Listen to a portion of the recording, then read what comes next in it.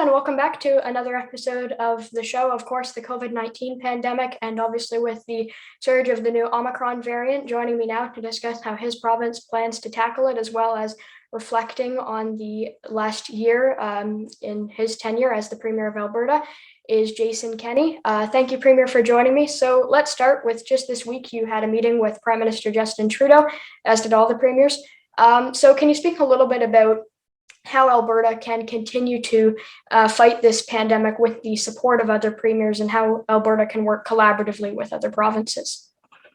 Sure, Wyatt. First of all, let me say I'm honored to be invited to be part of your show, and I want to congratulate you for doing all that you do to make people aware of important issues. So, I think we are all so exhausted and sick and tired of COVID-19, and now 21 months into this. I don't think any of us thought it would last this long, and all of the ways it's disrupted our lives. It's hit us hard in Alberta, partly because it's not just the public health crisis, the worst in a century, and the global economic collapse, but we also saw a huge collapse of energy prices, which put a lot of people out of work and created a lot of economic and personal distress, especially last year. So we are concerned about the Omicron variant. You're right to raise it. So far, what we know about it is that it is highly transmissible. In many places, it seems to be doubling. The cases are doubling every 2.5 days. And so in some ways, I think we have to expect that probably virtually everyone is going to be infected by this variant at some point. It's that widespread. Let us hope that the early data coming from South Africa continues to hold, and that it is broadly a mild variant, but we don't know that yet. And here's the problem.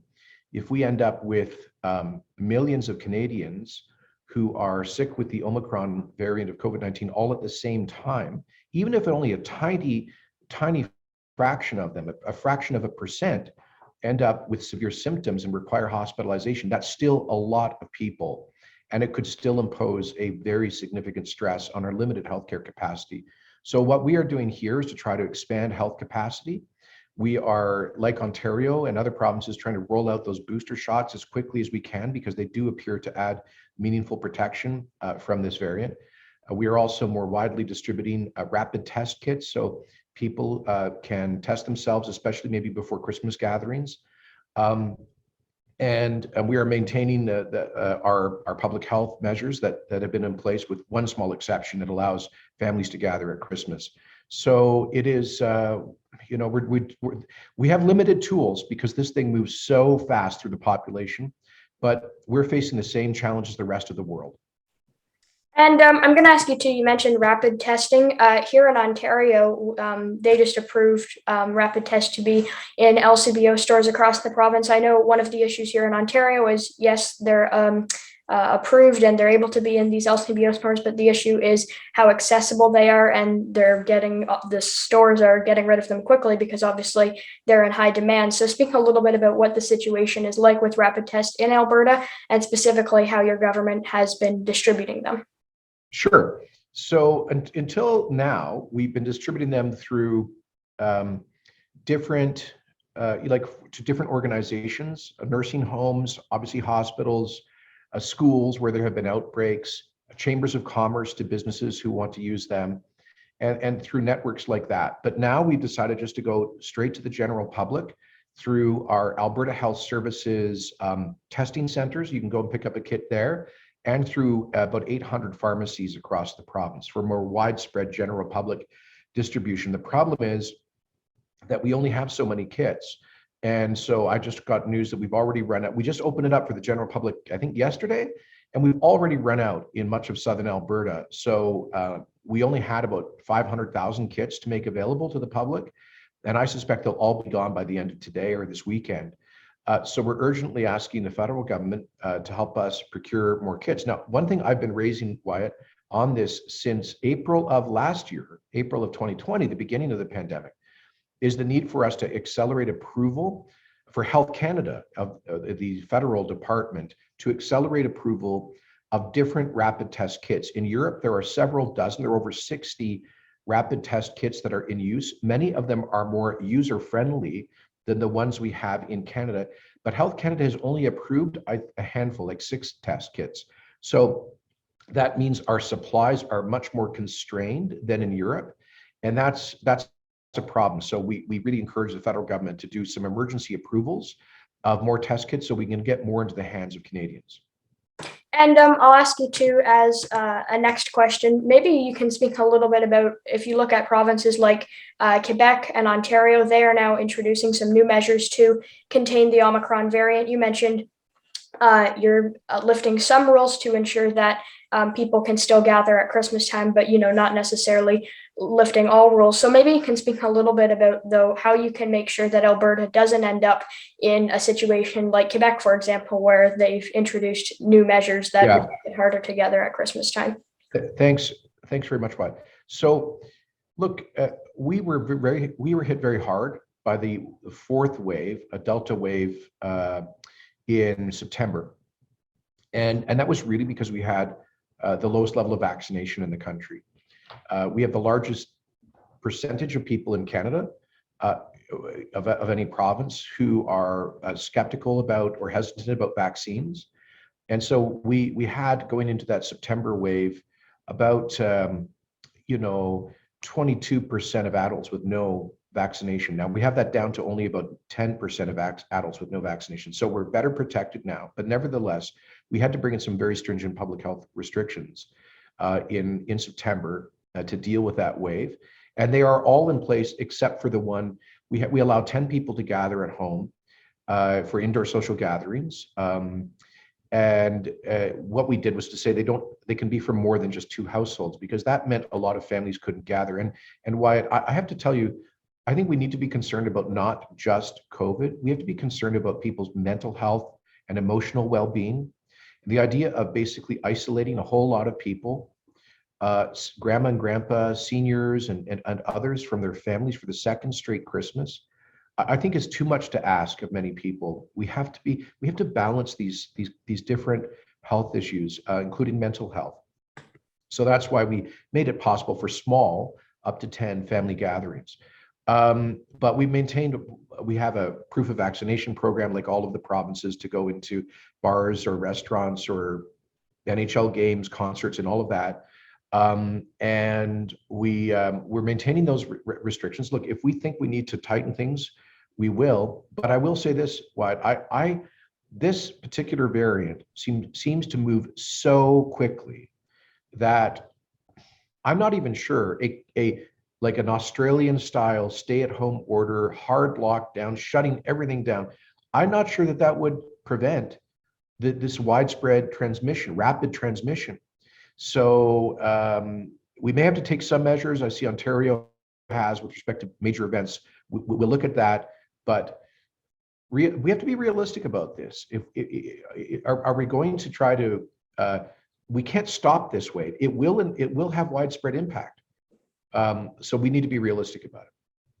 And you mentioned the mental health impacts as well. Obviously, there's been people who have had mental health impacts, and not just mental health impacts, but people who have had to shut down their businesses, people who have, lost their paychecks from their employers due to COVID. So maybe you can speak a little bit about how you can, in the new wave of COVID, if you want to call it that, or in the Omicron surge of COVID, make it so that, people do have their mental health protected, and make it so that people do have paychecks coming in to provide the essentials for their families. Yeah, that's so important. And, governments can't really replace, government checks can help a little bit, but people want to work, right? And small business people, there's no government subsidy that's going to keep their businesses afloat forever. So we need to be very careful before we permanently damage people's lives, and they lose their life savings, and they lose a sense of hope for the future. So I really think governments need to look at restrictions as a last and limited resort. And we all just need to be kind with one another, because I think everybody has kind of lost their patience with this. And also, Wyatt, because you follow these things so closely, that there is a very angry, loud, divisive debate. And not just in the media, it's in families and communities, businesses and organizations about how to respond to COVID, and people with totally different views basically shouting at each other. That I think has added to the mental stress as well. So I just encourage everybody, especially at Christmas time, look, it's unfortunate that we have this uncertainty, but just hang in there. Let's, Christmas is a time of hope, and New Year's is a time of new beginnings.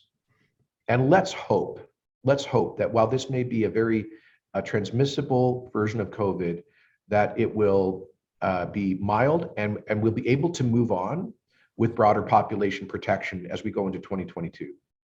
And let me ask you quickly too, obviously moving away from the pandemic, about Keystone XL. Obviously that pipeline was canceled. But I just wanted to ask you, obviously Alberta is largely dependent on the oil and gas sector. So maybe you can speak a little bit about how Alberta, despite having this pipeline canceled, can continue to grow on to some of its economic benefits. Well, you're incredibly well informed, Wyatt. So yes, Alberta has the third largest oil reserves on Earth, the fifth largest natural gas reserves on Earth, and the Alberta oil and gas sector helps to employ about 800,000 Canadians directly and indirectly. It's the largest part of Canada's economy. It's the largest export product by far. We export about $120 billion worth of that energy every year, mainly to the United States. We all know that we need to reduce emissions, and the oil and gas developments do produce emissions. We are committed to doing that through technology. The oil sands are that large area in northern Alberta where there is this we call it bitumen, and it's sand or with oil in it, and there are ways of extracting it primarily by using steam. And so they're doing that with it in a more environmentally efficient way. But we need to get that product to global markets, so that's what the Keystone XL pipeline was about. Unfortunately, President Biden canceled that. And at the same time, he is importing 840,000 barrels a day of crude oil from Russia, which is not a very good country under Mr. Putin's leadership. But he vetoed a pipeline that would have brought in 840,000 barrels a day from friendly Canada. So we don't understand that, but there are other pipelines being built. We just completed something called the Enbridge Line 3 that goes to the basically refineries in Illinois. And we are on target to complete the Trans Mountain Pipeline expansion, which would add about 500,000 barrels a day of shipments to the Port of Vancouver for export to the US and globally. The more opportunities we have for export, the higher the price that we can get. That turns into more jobs. That turns into higher government revenues for things like healthcare and education.